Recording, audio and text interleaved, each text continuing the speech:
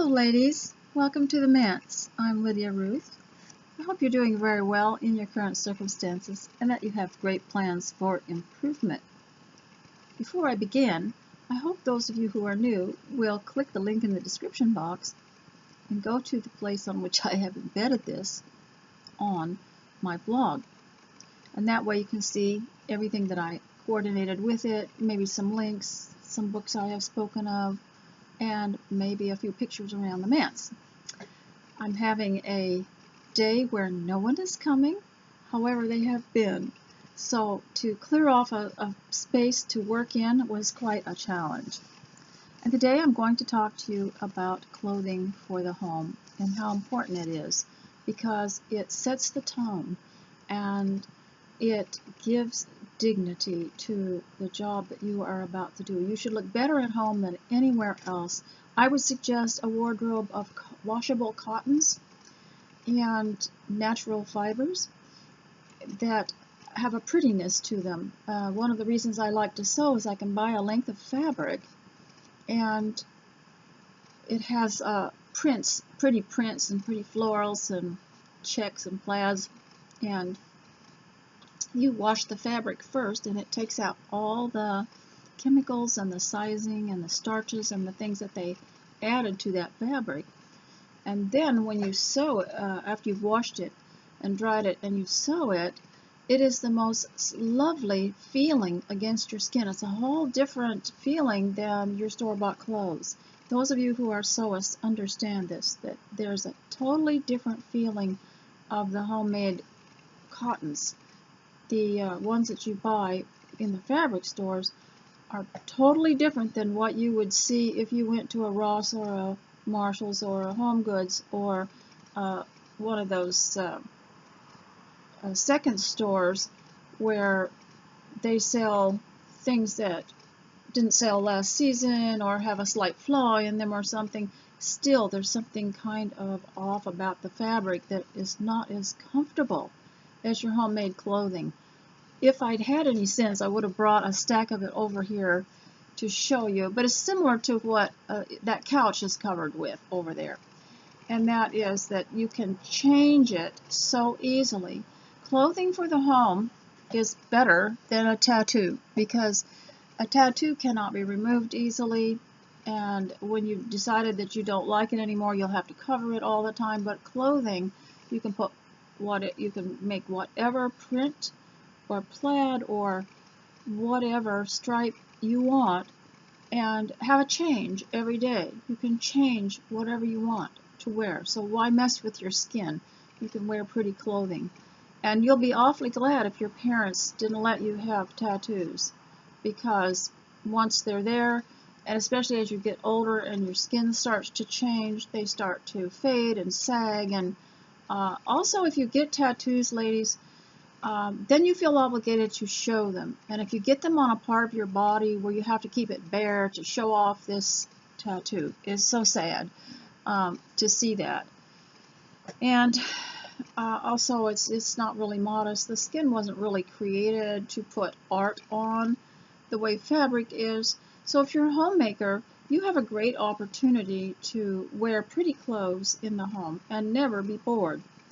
The big popular thing right now is the cottage core clothing, and it's no wonder, because it's just old-fashioned folk clothing, the way we used to wear it.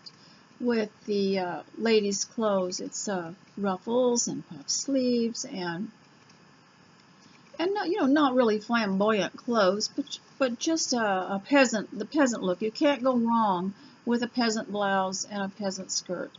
Also, if you want to feel that you are youthful, hopeful, creative, and happy, try wearing long skirts, long dresses, long sleeves, and even letting your hair grow a little bit and making it longer. You're going to find something about it tends to make you feel taller or thinner. Long is always the best. And if you are a short woman, you're going to find that longer does make you feel more elegant. I don't know why so many short women want to wear really short clothes. Someone told them that long dresses make them look shorter or make them look fatter or something, but it isn't true. And they, unfortunately, in the media have sold short women very, very skimpy clothing, making these women feel that they'll look thinner or something like that. They've been doing that for a long, long time. But the most feminine clothing is the long clothing. And when the Bible speaks of women dressing in modest clothing, that word modest means loose and flowing, means kerostan. It's like we would think of a caftan. It's loose and it's flowing, and it's also very healthy for the body. And I remember back in the 60s, you could still get caftans and muumuus, but then they all got bad press, and people liked them so much because if you gained a little weight, you could wear them, and they were loose. And it was considered that you had just given up if you wore some of these loose flowing clothing. So women quit wearing them. And so for the home, and especially when we read about the scripture from the very, very beginning, kids, and I'm speaking to you younger ones too, from the very beginning, clothing was one of the first things mentioned, wasn't it? And God had made Adam and Eve clothing out of animal skins. Apparently that was more adequate than what they had made for themselves, but clothing was important, very important. If you read throughout the scriptures, you'll find out clothing is just one aspect after another. And even when people go and look in old museums from ancient times where people have put on display clothing from the ancient eras, from the ancient times, the men and women's clothing were covering them pretty adequately, and they were like caftans, and they had a lot of embroidery on them and shape, and they had cuffs and collars and waistlines and belts and things like that. And our clothing today is hardly inspiring at all, but yet we're told, oh, you just wear that and you'll do your housework and you won't have to think about clothing. But I'm telling you for myself, if I'm not dressed well, I can't do well. And I still remember the first time back in the 60s, the shock of knowing that someone thought that clothing was ridiculous and that we shouldn't worry about it. We shouldn't even think about it, that they weren't going to bother to get dressed up for anything anymore, and they would wear the worst stuff to a wedding or anything without any respect because it was considered conceited to care about what someone wore. And yet we noticed in the New Testament how some people were turned away from a wedding because they didn't have the proper wedding clothes on. It was quite considered quite dignified to wear something that was for a wedding, to a wedding. And from the time a child is little, if you teach them, if you dress them in good clothing, they will always be comfortable in good clothing. But if you grow up in a pair of shorts and a tank top, you will only be comfortable in those things. You will have to learn to be comfortable. You'll have to retrain yourself after a while.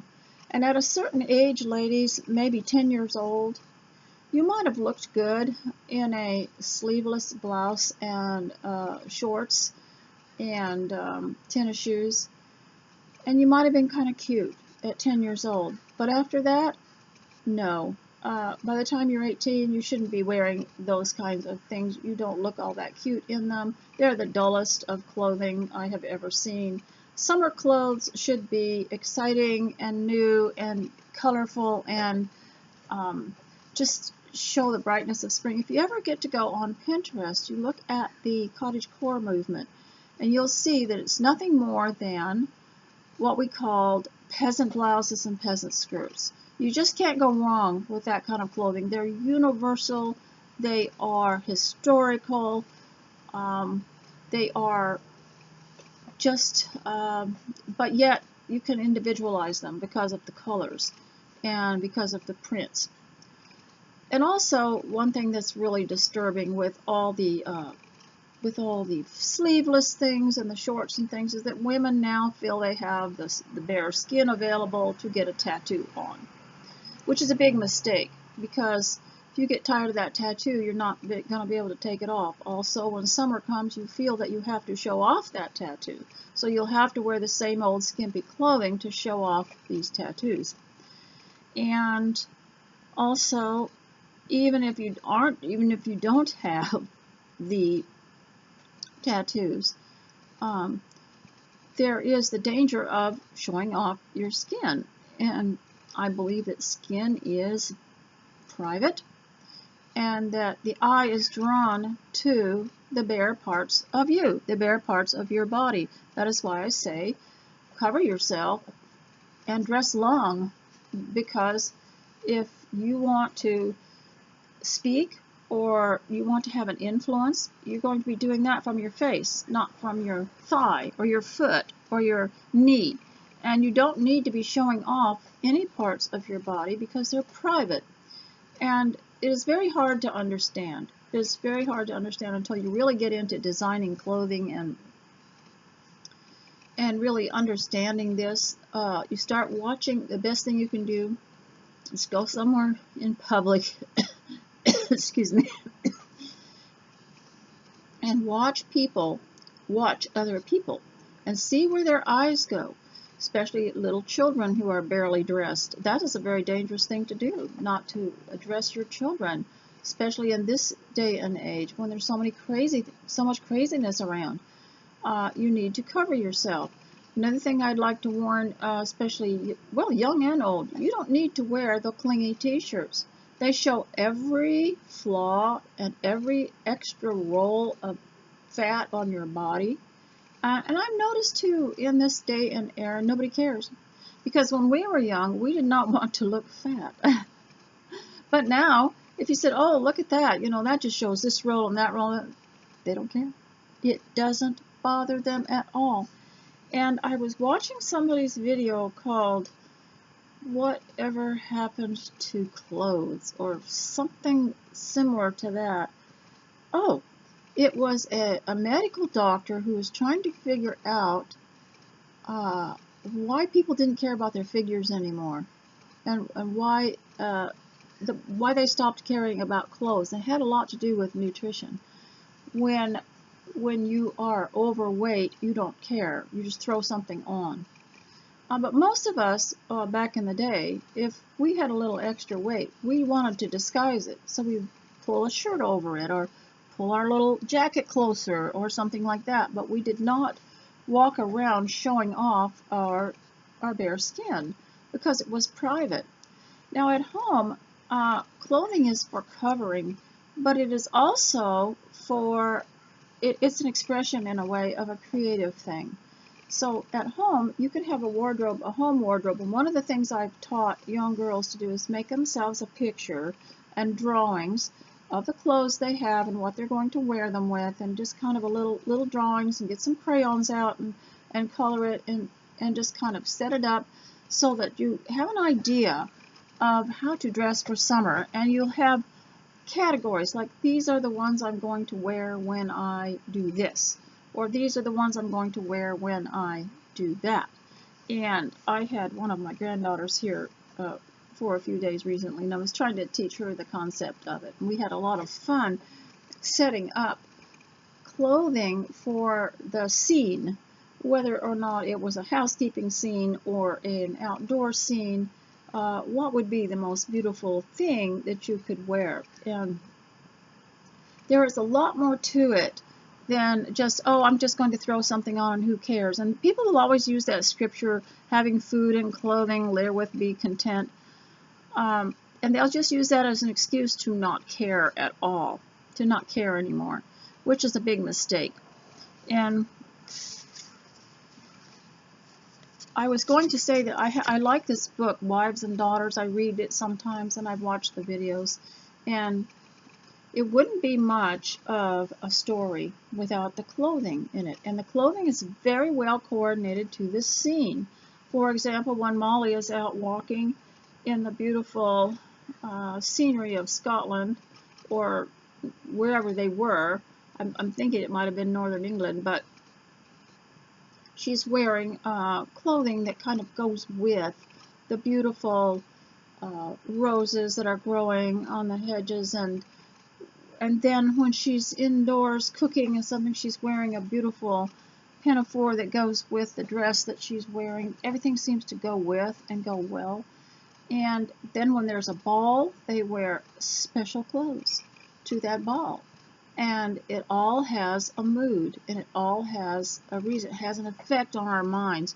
And in this book written by, well, I've forgotten what her name is, and she wrote the book about Fly Lady on how to, start 30 days to get your house in order. And one of the first things she has you do is pick your clothes out for the next day and lay them out. I don't know if any of you can remember how important that used to be to us. Our mothers would make sure our clothes were all laid out for church the next Sunday. We didn't jump out of bed and just kind of rifle through everything and pick up something. It was all decided the night before.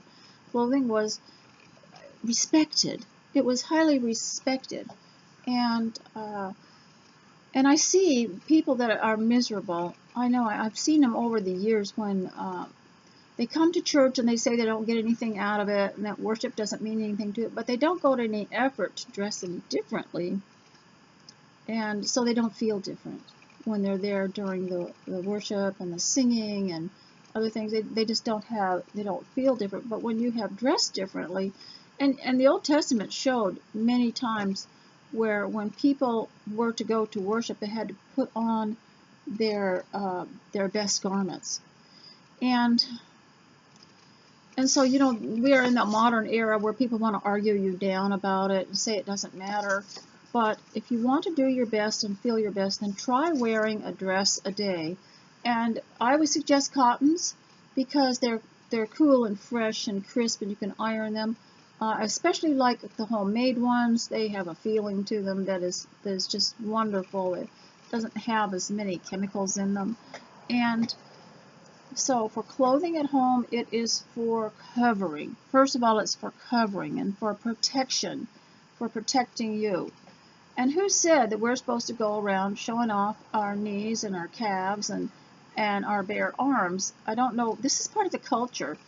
And I would say the cottage core probably covers all eras of the world and all places and all history, because you can just never go wrong with it. It's the what I would say the peasant dress, but it's in various forms. It's very feminine.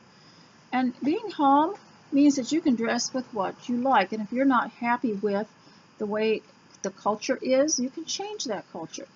One of the things I like to do is watch a movie like Wives and Daughters and observe the clothing. And when I read historical accounts of the era, of the Regency era or the colonial era or the Victorian era, I rarely, if ever, read of any account, any diary, any history, anything in a magazine, anything in an old newspaper, where the Victorian women or the women of that era hated their clothing or disliked the styles or complained. And yet I know, and they were happy with their clothing. But we all went through an era of the culture where women could go to a store to look for something, and there was no longer anything there that would be appropriate for them. And I can remember women coming home in the 50s crying. They'd been out shopping with their husbands. One of the favorite things to do was to buy a dress for your wife on anniversary or birthday or some special occasion. And she would come home crying because everything she tried on looked awful, or the clothing just wasn't appealing. And there was a whole era of women whose hearts were broken because of the horrible, horrible clothing that was going. You probably don't remember this. It's probably been that way like always for you, but we remember when clothing used to really lift you up. It was edifying. And so I probably won't talk very long at one time about this, but if you are worried about the culture, if it bothers you the way clothing is, start dressing yourself at home, create your own culture, and create clothing as a ministry. You'll get a lot of compliments, and all you have to do is say thank you very much. We're not doing it You can say, well, what if I dress up and I go to the grocery store and nobody says anything? It doesn't seem to have an impact. Well, that doesn't matter. You're going to do it for yourself and observe the changes in your mentality and your health and your happiness. I also want to give a little bit of a talk to women about ladies' classes and ladies' get-togethers and tea times, to be very cautious not to reveal too much. If you go into one of those classes and say, I've decided I'm only going to wear dresses, you're going to get nothing but resistance. People just don't like to have anybody to push things on them. And if you go in and you want to, have a fellowship with a bunch of ladies and then you start complaining about your life, they're not going to like that either. They'll just resist you. So what you have to do is learn to edify. And to edify means to build up, to compliment, and to be happy. And it builds something. You don't want to go back into the past and complain about how your great-grandmother just didn't have all the breaks as a modern would, and that you just got a slow start in life because your great-grandmother got dumped off a train somewhere and she had to start all by herself, and that she never had any luck with husbands, and then on and on. Nobody wants to hear that stuff.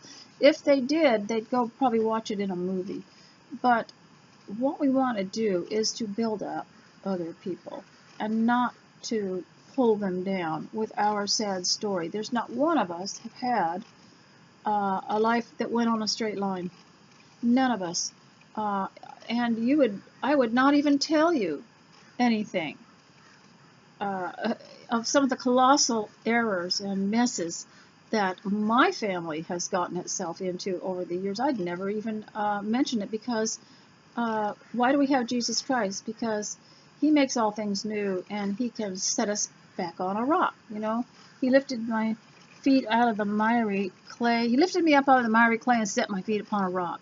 We've got to act like our feet are upon a rock and not be slipping and sliding back into this miry mess of life. And I have seen older women, unfortunately, chase away the younger women out of these teas and classes and Bible classes and things like that with their sad stories. The young people want to live. They want hope in their life. They want to, go on to have a house and to have a future and hope and everything. They don't want to hear all this sad stuff. So we have to be very careful that we lift up and edify other people.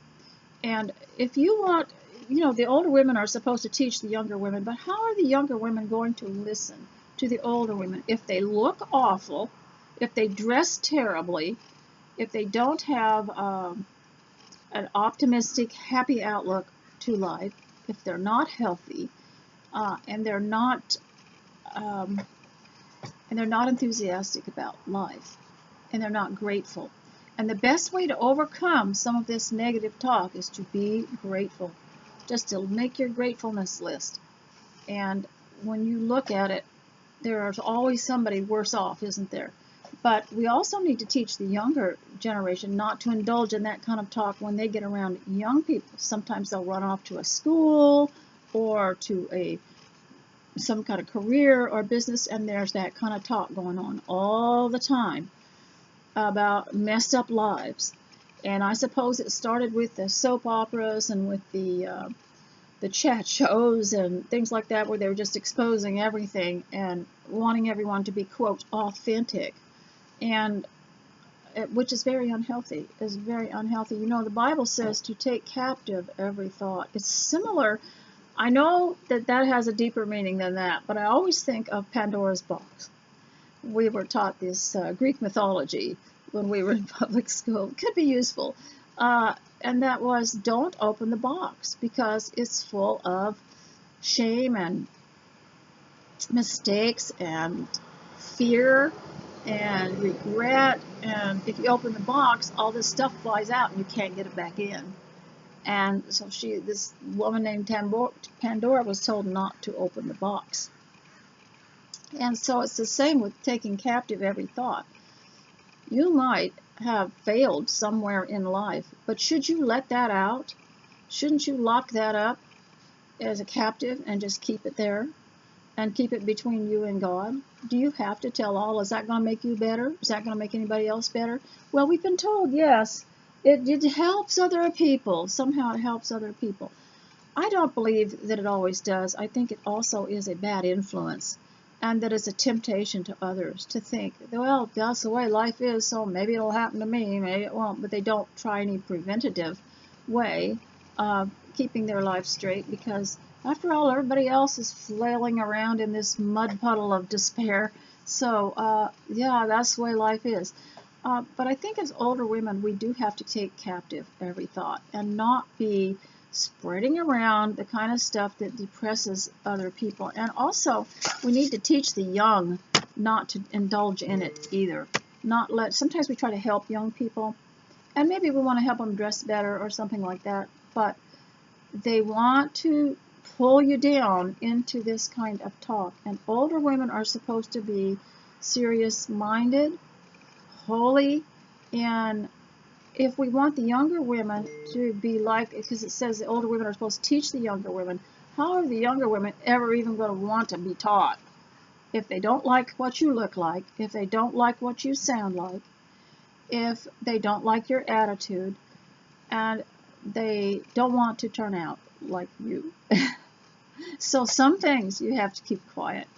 And there's nobody that's going to be perfect on the face of the earth. That's why we have Jesus Christ, who heals all our diseases.